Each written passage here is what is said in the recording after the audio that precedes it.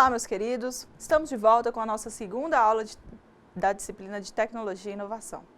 Na aula passada, trabalhamos vários conceitos importantes a respeito de ciência, tecnologia e inovação. Vamos relembrar? A palavra ciência tem duas acepções possíveis: um processo de investigação ou estudo da natureza e também como um corpo organizado de conhecimentos adquiridos através da investigação. Pode ser uma atividade ou um sistema de conhecimento. Para a investigação, usamos o método científico, com observação de fatos, teste de hipótese, criação de teorias, que podem gerar leis. Nós estudamos também sobre o conceito de tecnologia, que é o conhecimento sistemático manifestado nas ferramentas. A tecnologia é a aplicação da ciência. Inovação é a implementação dos processos e produtos tecnologicamente novos, como também melhorias tecnológicas importantes em produtos existentes. Novo para a firma não precisa ser novo para o mundo. E pode ser classificada quanto ao foco, se é de inovação de produto, de processo ou organizacional, e quanto ao grau de novidade, se é radical ou incremental. Temos ainda vários modelos de inovação: modelo linear, linear reverso e modelo de ligações em cadeia. Vimos também que alguns manuais nos ajudam a entender sobre inovação, funcionando como convenções mundiais sobre o tema. Claro que aqui estamos apenas fazendo uma revisão rápida. Revejam o texto da apostila para estudarem mais a fundo. Peço que prestem bastante atenção, pois tudo que for trabalhado aqui estará em nossos exercícios e provas, bem como todo o conteúdo do nosso material didático. Usem o material didático para acompanhar as aulas e façam anotações sempre. Quem lê, esquece. Quem anota, lembra. Hoje, nós trabalharemos o conteúdo das páginas 35 a 58 e de 75 a 82 de nosso caderno didático, relativos às políticas e incentivos à inovação tecnológica. Vamos lá? Na aula passada, nós vimos a importância que a inovação tem no crescimento econômico de um país. Entretanto, para isso, é necessário que o próprio país também forneça um ambiente propício para que a inovação floresça. Isso é feito através de várias políticas de incentivo e proteção à invenção e à inovação, leis protetivas e incentivadoras desse mercado, entre muitas outras coisas. Logo de início, trabalhamos o conceito de patente, que na sua formulação básica se define por uma concessão pública adjudicada pelo Estado, que garante ao seu titular a exclusividade ao explorar comercialmente a sua criação. Esses direitos previnem que outras empresas ou pessoas fabriquem, usem, vendam ou importem a invenção em questão. Para ser concedida a patente, a Lei 9.279 de 96, a famosa Lei da Propriedade Intelectual, nós vamos falar sobre ela, estabelece que o invento deve atender a 3 requisitos: novidade, atividade inventiva e aplicação industrial. Isso nos remete ao conteúdo da aula passada, em que a relação entre invenção e lançamento comercial é o principal motivo da sua existência e proteção. Portanto, patente é o conjunto de direitos exclusivos concedidos pelo Estado a um inventor. Mas atenção! Patente só protege as invenções que não estejam abrangidas pelo estado da técnica. O estado da técnica consiste em tudo aquilo que foi tornado público antes da data do depósito do pedido de patente, por qualquer meio, escrito ou oral, que tenha comprovação de data no Brasil ou no exterior. Ou seja, mesmo que esteja disponível apenas em outro país, não é possível conceder a patente daquela invenção no Brasil. E vice-versa. Se através de técnicas conhecidas se chegar a um resultado diferente do comum, temos aí a atividade inventiva, que deverá também ter aplicação industrial para a concessão da patente. Por exemplo, se colocamos um punhado de sal numa jarra de água, temos água salgada. Isso é normal, todo mundo sabe disso. Já se espera esse resultado. Mas, se por algum motivo a água se tornasse doce através da adição de sal, então a gente teria um resultado totalmente diverso do esperado, com uma técnica já conhecida, que é adicionar sal, aí se torna uma invenção. Sendo assim, produtos meramente decorativos não são invenções. São obras que devem ser protegidas pelos direitos autorais, no sentido mais artístico, não científico. A Lei de Patentes proíbe o patenteamento de teorias científicas, métodos matemáticos, obras literárias e estéticas, regras de jogo, etc. Imagina a dificuldade que se teria para ir atrás de cada utilização dessas coisas.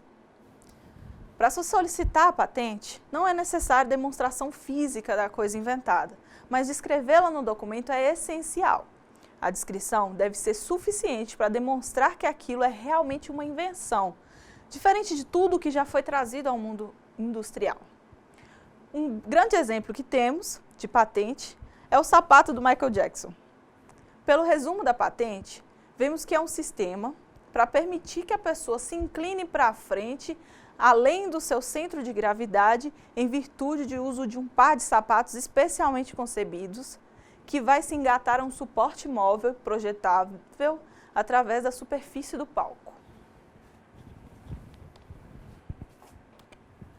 Pelas imagens pertencentes ao documento da patente, podemos perceber boa parte do seu funcionamento. Você vê uma descrição muito completa. Essas imagens foram retiradas diretamente do documento de patente. E aí, quem tiver mais curiosidade, pode pesquisar e ver que a descrição é enorme. Mostra que o sapato foi concebido a partir da dificuldade da instalação de cabos de aço no palco durante as apresentações para fazer esse movimento. Então, entretanto, apenas a título de curiosidade, essa patente foi perdida em 2005 por falta de pagamento de taxas de manutenção. A descrição deve permitir que o examinador da patente e a sociedade entenda e, eventualmente, reproduza a invenção de forma igual. Então, tem que todos os detalhes do sapato, o local do encaixe, era como se fosse um prego, e o sapato vinha e encaixava aqui nesse lugar. Claro, meu sapato ficou horroroso, mas está valendo. E o sapato tinha uma fixação no tornozelo para não cair. Houve até uma situação engraçada que num show de Moscou, se não me engano, o sapato desprendeu e o Michael Jackson caiu para frente. Mas isso aí não é só curiosidade. Todas essas informações, bem como a descrição da patente, está no serviço do Google, o Google Patentes. Caso queiram ver, é muito fácil o acesso. Entre em www.google.com/patentes. Então, nós temos vários detalhes. Aqui, está o endereço patentes. Essa é a patente do sapato Michael Jackson. Foi uma busca simples, simplesmente a título de exemplo. Aqui está tudo em inglês, mas a página em si, ela aparece em português. Então, você consegue localizar vários detalhes das patentes na própria página. Checar, você pode baixar todas as imagens, você consegue ver todos os detalhes. Aqui rolando a página, você vê o tamanho da página que era. Se rolasse a página, você tinha uma descrição enorme. E essa é uma forma antigravidade de se criar uma ilusão de palco. Uma coisa muito inteligente, mas, enfim, perderam a patente. Ainda na descrição de patentes, há os modelos de utilidade, que são objetos de uso prático ou parte deles, com aplicação industrial, que apresente nova forma ou disposição, envolvendo ato inventivo, que resulte em melhoria funcional no seu uso ou sua fabricação. Por exemplo, os telefones. Antes, na época, 1920, era de pulso. Para se fazer uma ligação, você tinha que apertar o botãozinho de pulso. Depois virou disco. E aí recebeu depois um teclado numérico. Facilitou o uso? Sim. Deixou de ser telefone? Não, tudo é telefone. A patente de invenção dura 20 anos e a de modelo de utilidade dura 15 anos, de acordo com o artigo 40 da Lei de Patentes. Levando em conta a influência econômica das invenções, um país que tem muita patente pode ser considerado rico? Aí que tá, depende. Há uma dificuldade enorme de medir a intensidade das inovações ou tecnologias. Vários fatores influenciam nessa medição. A cultura empresarial local, o ramo de atividade econômica, a utilização intensa do segredo industrial em lugar da patente. Ou seja, ao invés de publicar aquela inovação, aquele produto, a empresa vai e guarda o segredo. E aí, outras empresas não vão conseguir evoluir a partir daquele produto que aquela empresa criou. A estrutura dos órgãos de registro de patentes, quando para se registrar uma patente, a estrutura é muito dificultosa, é muito burocrática, e isso aí inibe as pessoas de fazerem os seus registros. O grau de integração das empresas locais com a economia mundial também interfere muito, porque, mundialmente falando, você tem um mercado de inovação enorme. Se a empresa local criou uma coisa que já existe no mercado mundial, de que vai adiantar? Nada. Apesar disso, as estatísticas de patentes contribuem para a avaliação da dimensão tecnológica dos sistemas de inovação, ou seja, a gente não tem um sistema de medição do grau tecnológico do país, mas o número de patentes daquele país ajuda a entender a quantidade de invenções e se aquele país está mais à frente ou não. As instituições responsáveis por incentivar e subsidiar a pesquisa e inovação são as fundações de amparo à pesquisa em cada estado. Em Minas Gerais, é a FAPEMIG. Por favor, corrijam o nosso caderno didático na página 40, no bloco Para Saber Mais. A última linha é FAPEMIG e não FAPESP, como está escrito. Temos vários instrumentos que o Estado pode dispor para incentivar a pesquisa e a tecnologia. Entre eles, podemos ter os incentivos tributários, isenção ou redução da tarifa paga em industrialização ou importação de máquinas e equipamentos, ou incentivo à exportação. E a proteção dos direitos através da legislação. Tem autor que diz que o governo tem apenas que compensar aquilo que estiver deixado a desejar no mercado, como quando a concorrência está imperfeita, entre outras coisas. Essas políticas não são aplicáveis apenas quando o mercado não consegue se manter. Através de um pensamento mais amplo, chegamos à conclusão de que o mercado não funciona separado das políticas públicas, de forma que elas só sejam necessárias quando tem algo errado no mercado. Tudo isso funciona em conjunto. E a observação de uma crise ou de um período bom não é culpa exclusiva do mercado ou do governo. É uma observação da conjuntura total em qualquer área. Na página 42, temos um quadro que classifica as variáveis e os processos que atuam nas instituições e políticas. Deem uma olhada e postem suas dúvidas no ambiente virtual. Sobre a política internacional, temos um tratado internacional, o Acordo TRIPS. É um acordo relativo aos aspectos do direito da propriedade intelectual relacionados com o comércio. E a expressão em inglês que gerou o acrônimo TRIPS. É um tratado internacional que foi assinado em 1994, no fim da rodada Uruguai, que criou a Organização Mundial do Comércio, de modo a reduzir as distorções e obstáculos ao comércio mundial, determinando uma proteção mais adequada aos direitos de propriedade intelectual, de forma que ela não impeça o comércio legítimo. Esse acordo impôs profundas alterações, fixando regras mais rigorosas ao regime internacional de propriedade intelectual, que engloba a propriedade industrial ou tecnológica e os direitos dos autores, os copyrights. Essas alterações perpassam pelo tipo de educação ofertado, pelos institutos públicos de pesquisa e sua integração com as empresas. Os regulamentos sobre propriedade industrial, marcas e patentes no Brasil estão em conformidade com o Acordo TRIPS no âmbito da OMC. Em sua condição de país em desenvolvimento, o Brasil se beneficiou de um período de transição para aplicar alguns dos compromissos previstos nos diversos acordos da OMC. Sendo assim, mesmo estando ok com a sua legislação interna, o Brasil efetivamente se obrigou ao Acordo TRIPS a partir de 1º de janeiro de 2000, data em que expirou o prazo de educação dos países em desenvolvimento. Na integração dos institutos públicos de pesquisa com as empresas, temos um novo modelo de inovação, o hélice tripla.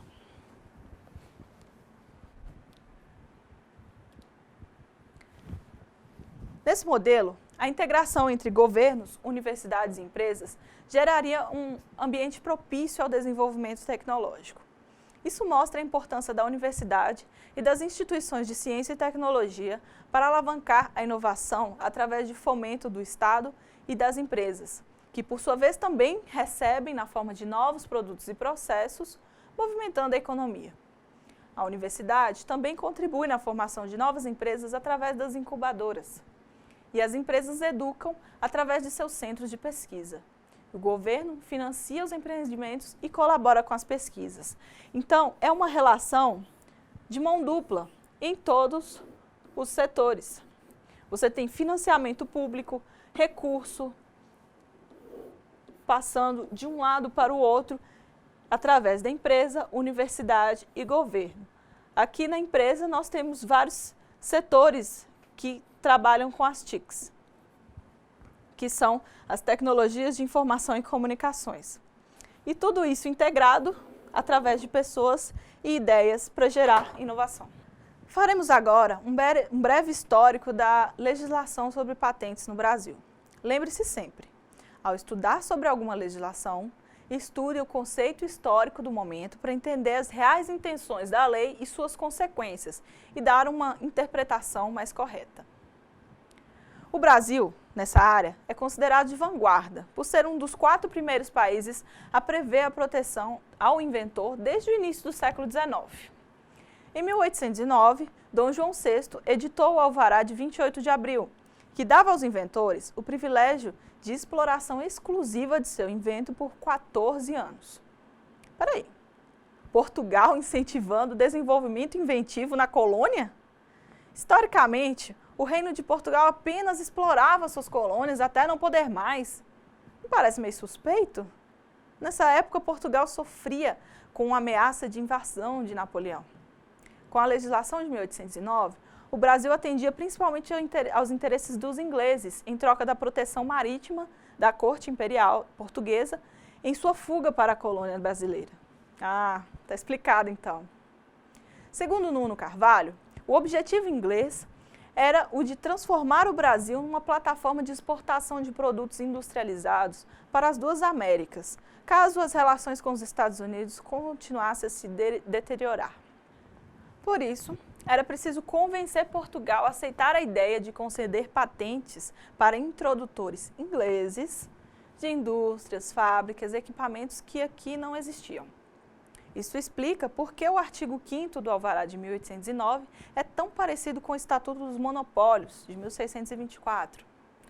O Alvará de 1809 demonstrou a confluência de políticas públicas divergentes, uma vez que a legislação em Portugal, nesse sentido, só foi publicada em 1896. Só que, no fim das contas, a intenção dos ingleses era apenas de abrir os nossos portos para receber seus produtos, o que acabou por atrasar o desenvolvimento da indústria local, já que os ingleses nem trouxeram suas indústrias para o nosso país. Pensa bem, em plena Revolução Industrial, a Inglaterra teria condições mínimas para ampliar o território de suas indústrias, criando sucursais em outros países. Ainda mais com a dificuldade de transporte, as espionagens, os contrabandos. Isso não era nem assunto em pauta. Entretanto, em 1822, o brado de independência de Dom Pedro I e um pagamento de 2 milhões de libras esterlinas cortou os grilhões que nos acorrentavam a Portugal. E em 1830, a legislação começou a se tornar mais nacionalista, apesar de ainda muito incompleta. As vantagens passaram a ser restritas aos inventores nacionais. E em 1882, houve uma flexibilização para que os estrangeiros também recebessem as concessões. Essa flexibilização atendia às negociações que culminaram na aprovação da Convenção de Paris, em 1883. Sendo assim, a legislação nacional não precisou mais ser modificada com o advento dessa convenção, que exigia que o estrangeiro fosse tratado como nacional, além da possibilidade de postulação de patentes em outros países ter um prazo determinado, aplicando-se a patente registrada restrita apenas ao país que a reconheceu. A maior mudança na legislação nacional veio em 1945, fim da Segunda Guerra e da Era Vargas, e num período complicado de ditadura na política brasileira. o Decreto-Lei 7.903, de 45, instituiu o Código de Propriedade Industrial, que trouxe para o seu âmbito de vigência figuras como nome comercial, título de estabelecimento e expressões de propaganda. Foi revogado pelo Decreto-Lei nº 254, de 28 de fevereiro de 1967, que instituiu o novo código, bastante semelhante ao anterior em seus aspectos principais, mas se destaca na história da propriedade industrial brasileira por ter sido o primeiro a consagrar a possibilidade de registro de marcas de serviço. Contudo, um pouco mais de dois anos depois, em 21 de outubro de 1969, o Código de 67 foi revogado e substituído pelo Decreto-Lei nº 1005, que manteve as bases do Código anterior e cuidou praticamente apenas de vincular o nome comercial ao registro do comércio e de afastar a proteção às recompensas industriais e às insígnias de comércio, permitindo ainda que essas pudessem ser transformadas em marcas de serviço. Curioso é que também pouco mais de 2 anos depois, o Código de 1969 foi igualmente revogado, sendo substituído pela Lei nº 5.772, de 21 de dezembro de 1971, que permitiu a vigência das normas de caráter penal até 1990. Em 1970, foi criado o Instituto Nacional de Propriedade Industrial, incumbido de examinar os pedidos de propriedade industrial, cuja sede é na cidade do Rio de Janeiro. Muitas pessoas e empresas usavam um sistema de patentes ainda muito frágil para copiar produtos estrangeiros, evitando pagar os royalties aos reais inventores. O Código de 71 previa exceções à concessão de patentes, entre as quais alimentos, produtos farmacêuticos, ligas metálicas e micro-organismos. Isso é muito importante. A origem do processo de mudança da Lei de Propriedade Industrial está, indubitavelmente, na pressão exercida pelo governo dos Estados Unidos a partir de 1987, através de sanções unilaterais impostas no Trade Act.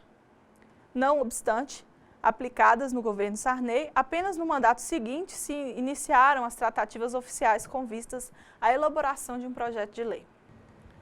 O governo Collor elegeu uma comissão interministerial para resolver vários problemas, entre os quais a elaboração de um novo código de propriedade intelectual, mais robusto e rígido. A comissão era especializada no assunto e em 91 o projeto começou sua caminhada rumo à aprovação, que só veio em 96 devido aos trâmites necessários e morosos do Legislativo em meio a toda a turbulência do impeachment e do Plano Real, além das modificações para atender ao Acordo TRIPS de 1994. Está lembrada dele? Uma das exigências que foi imposta pelos americanos e acabou fazendo parte do TRIPS era a de que os países que aceitassem o acordo não poderiam excluir nenhuma área tecnológica da concessão de patentes. No caso brasileiro, isso significava que o país teria que conceder patentes de medicamentos, substâncias químicas e alimentos antes proibidos. A situação atual da lei de patentes no Brasil é de completa consonância com a legislação internacional vigente. Entretanto, alguns pontos merecem certos comentários. Temos os institutos das patentes Pipeline, da Lei de Biodiversidade e da Lei de Cultivares. Agora eu quero que vocês prestem bastante atenção nessa explicação, pois essa parte não está no nosso material didático. Se possível, anotem e pesquisem mais a fundo depois. O mecanismo da pipeline é uma medida de transição que visa conceder a proteção patentária para produtos que não eram patenteáveis em países que estavam modificando suas leis de patentes por meio da revalidação de uma patente concedida em outro país, sem que haja exame de mérito quanto aos requisitos de patenteabilidade no país da revalidação, aceitando-se o exame realizado no país de origem. O que significa isso? Vamos a um exemplo. No Brasil, era proibido o patenteamento de produtos farmacêuticos. Só que aí o acordo TRIPS exigiu a liberação da patente para esses produtos. Então, deveria haver alguma forma de transição da proibição para a liberação. Em termos jurídicos, essas coisas nunca podem acontecer de uma hora para outra. Então, digamos que uma empresa da Dinamarca queria registrar uma insulina produzida aqui no Brasil. Essa insulina já estava patenteada na Dinamarca. Aí a empresa entra com o pedido no Brasil. O Brasil não discute nada e aceita o exame feito lá na Dinamarca para admitir os requisitos daquela patente, revalidando o documento também em solo brasileiro. Importante mencionar que, apesar de muito confundido, o mecanismo pipeline não é igual nem equivalente ao mailbox, previsto no Acordo TRIPS. O mailbox estabelece que, a partir da vigência do TRIPS, os escritórios de patentes nacionais poderiam receber pedidos de patentes nas áreas nas quais não havia proteção anteriormente e mantê-los depositados para análise quando a Lei de Patentes Nacional entrasse em vigor, devendo ser considerados todos os requisitos de patenteabilidade, inclusive a novidade. O mailbox foi adotado pela Lei de Patentes, conforme artigo 229, parágrafo único. No caso das patentes pipeline, passou a ocorrer a proteção retroativa para objetos depositados ou já patenteados em outros países, dentro ou fora do período de anterioridade, situação na qual já não havia mais novidade. Assim, permitiu-se a concessão de patentes para conhecimentos que já tinham patentes conhecidas no exterior, mesmo antes da vigência do TRIPS. Vamos supor, então, que a empresa da Dinamarca tinha patenteado a insulina em 1990. A patente pipeline concedida pelo Brasil retroage, ou seja, produz efeitos desde 1990. Além disso, as patentes pipeline não passam por nenhuma análise de mérito no Brasil. O mailbox só vale para aquilo que vai ser patenteado a partir de 1995, quando o Acordo TRIPS passou a valer no Brasil. Mas a discussão sobre as patentes pipeline envolve muitos outros institutos da legislação e do direito brasileiro. A principal crítica é de que, quando esses pedidos de patente pipeline foram depositados no Brasil, eles já não cumpriam o requisito da novidade, uma vez que as informações já estavam em domínio público e já faziam parte do estado da técnica. Ou seja, essas patentes jamais poderiam ter sido concedidas, uma vez que não preenchiam um dos requisitos de patenteabilidade. Seriam, portanto, patentes nulas. Além de nulas, as patentes pipeline seriam também inconstitucionais, uma vez que violam a cláusula finalística determinada pela Constituição Federal de 1988, ao assegurar que o privilégio temporário de exploração para criações industriais somente deverá ser concedido tendo em vista o interesse social e o desenvolvimento tecnológico e econômico do país. Artigo 5º, inciso 29. A discussão jurídica rola solta e até hoje não se tem uma definição. As patentes pipeline causaram um grande impacto negativo em áreas sensíveis para o interesse social, especialmente no que se refere ao acesso a medicamento e à promoção do direito à saúde e para o desenvolvimento tecnológico e econômico do país, indo, portanto, contra os ditames constitucionais. Veja mais sobre o assunto no documento da página 51 do nosso caderno didático. Já sobre a Lei de Biodiversidade e sobre a cultivares, a discussão é um pouco diferente, pois envolvem o registro de micro-organismos e vegetais. Vou contar uma história para vocês. No final da década de 90, uma empresa japonesa chamada Asahi Foods registrou um pedido de patente para o cupuaçu, fruto amazônico semelhante ao cacau, que possui uma série de propriedades benéficas para a saúde. Além de patentear o fruto, a empresa registrou a marca Cupulate, um tipo de chocolate feito a partir das amêndoas do cupuaçu.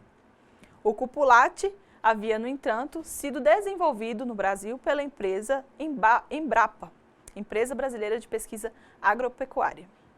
Por 20 anos, qualquer exploração brasileira não podia usar o nome cupuaçu nem Cupulate sem o pagamento de royalties à empresa japonesa. Graças a uma mobilização da comunidade amazônica, a patente foi derrubada em 2004. Eis aí a principal crítica ao Acordo TRIPS e à Lei de Propriedade Intelectual.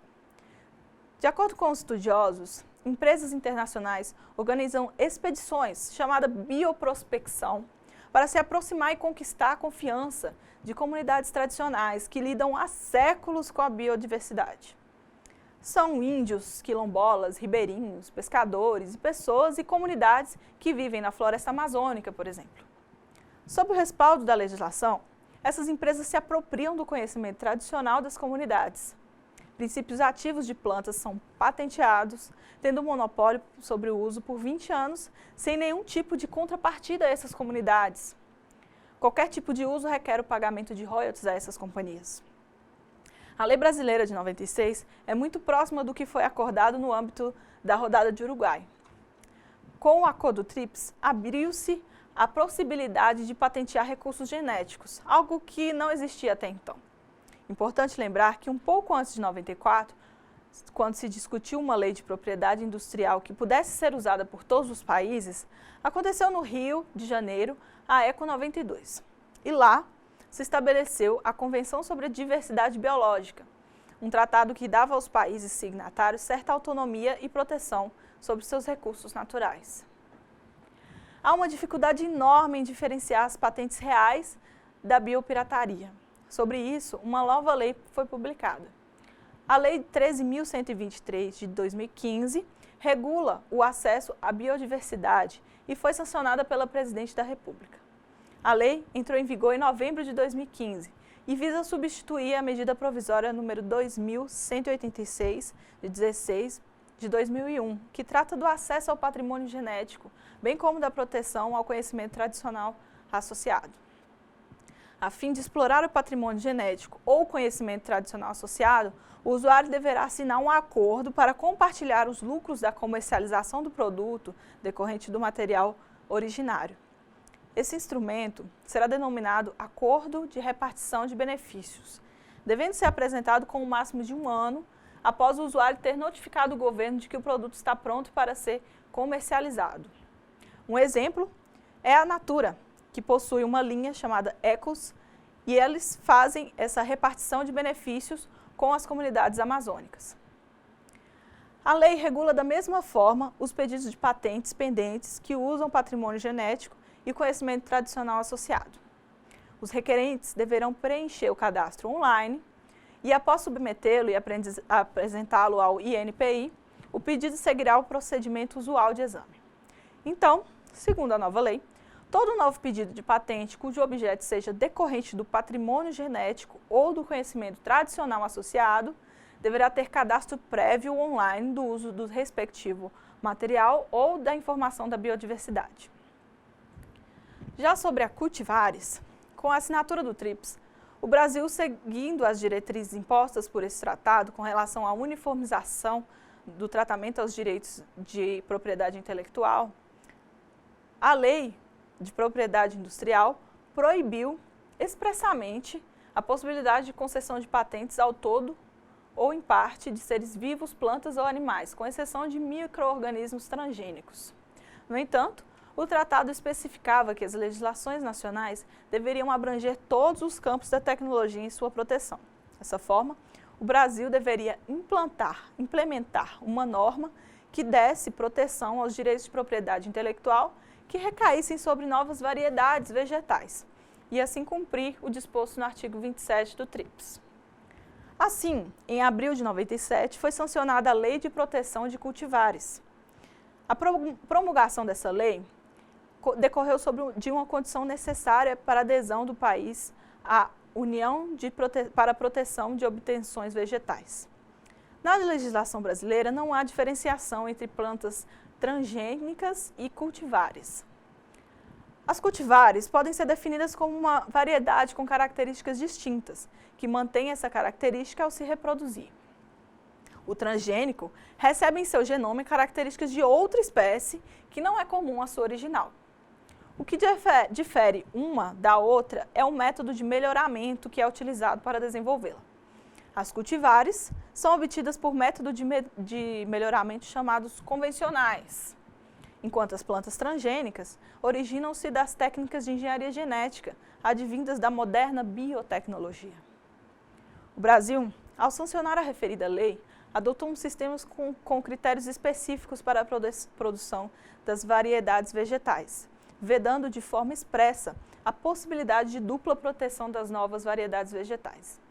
A discussão em si gira em torno do uso de sementes guardadas da safra anterior, principalmente de soja, e do pagamento ou não de royalties, já que a patente dessas vegetais é possível. Essas questões são polêmicas e valem um estudo mais aprofundado. Pesquisem. A discussão na nossa aula para por aqui, mas o conhecimento é importante. Vai além. Em nossa apostila, temos alguns apontamentos acerca do Documento de Estratégia Nacional de Ciência, Tecnologia e Inovação, de 2012 a 2015, Entre os relatórios de atividade do setor, a ponte para a economia verde e criativa está presente e nos leva a uma discussão sobre o futuro e as estratégias do país no enfrentamento e esforço de todos os âmbitos, estadual, municipal, federal, público, privado, todos. Um exemplo da estratégia é o programa Ciências Sem Fronteiras, que permite que estudantes das áreas estratégicas ligadas à ciência e tecnologia façam intercâmbio nas melhores universidades do mundo, aumentando a inserção da ciência brasileira nas redes internacionais de pesquisa e desenvolvimento. Em resumo, o ambiente e a legislação brasileira é favorável ao desenvolvimento de pesquisa e inovação tecnológica. Sobre as perspectivas da tecnologia e inovação,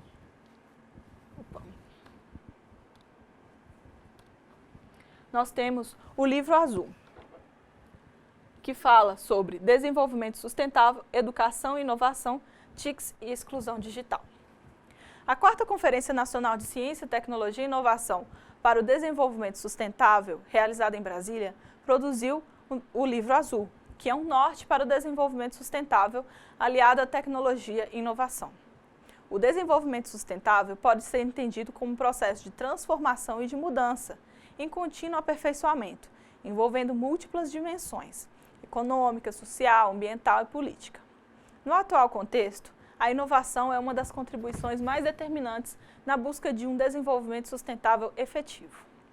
Isso requer uma presença crescente da tecnologia e da ciência na produção de alimentos, na melhoria das condições de saúde, exploração, preservação de recursos naturais, agregação de valor à produção industrial, redução da desigualdade social e desenvolvimento de tecnologias sociais. A inovação, tendo a educação como fundamento, é o principal motor de desenvolvimento no país. Muitas inovações que transformaram o mundo surgiram em instituições públicas ou setores sem fins lucrativos. As tecnologias sociais atendem a demandas de setores mais necessitados, especialmente em temas como segurança alimentar, nutricional, energia, habitação, saúde, saneamento, meio ambiente, agricultura familiar, geração de emprego e renda. As TICs, Tecnologia da Informação e Comunicações, trazem um novo paradigma socioeconômico mundial, trazendo muitas facilidades, mas que se não houver uma distribuição justa e igualitária, vai segregar pessoas na escuridão da exclusão digital. Como exemplo, o predomínio da língua inglesa na internet, inacessível a 3/4 da população mundial, e a propaganda do consumo de serviços de alto valor agregado reduz a quantidade de pessoas que acessam essas TICs. Antes, a discussão era em torno da inclusão digital, apenas com garantia de acesso ao computador com a internet. Mas hoje sabemos que não é só isso. Ter um computador acessível envolve alfabetização, uso da inclusão digital, entre outros fatores amplos, para reduzir a marginalização dessas pessoas. Então é isso, meus queridos. Hoje vimos conceitos sobre patentes, que é um conjunto de direitos exclusivos concedidos pelo Estado ao inventor. Devem atender aos requisitos de novidade, atividade inventiva e aplicação industrial. Nós aprendemos também sobre as principais políticas de incentivo governamental na inovação, que em geral estão ligadas à legislação e à tributação de inovações. Inclusive, ao modelo tripla hélice, que ajuda a entender a interação entre Estado, empresas e universidades.